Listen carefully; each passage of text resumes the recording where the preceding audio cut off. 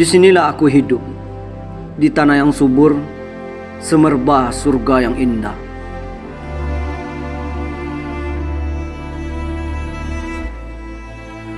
Alam memberikan kehidupan bagi manusia di sekelilingnya. Saya seyakin-yakinnya bahwasanya kota ini lambat laun akan menjadi negeri yang subur dan bahasa akan menjadi pemersatu yang ditentukan untuk orang-orang Indonesia. Dan kebudayaan Indonesia masa depan akan mendapat pengungkapan dalam bahasa itu.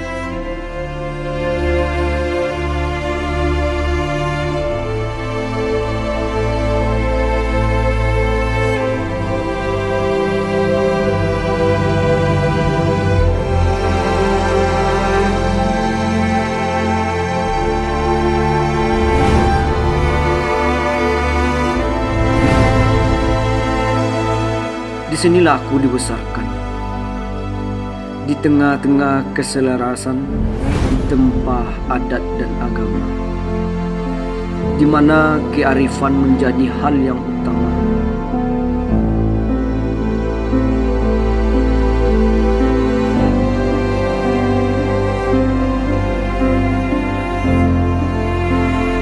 Kami dibimbing dengan warisan nenek moyang, warisan yang kuat akan nilai-nilai budaya.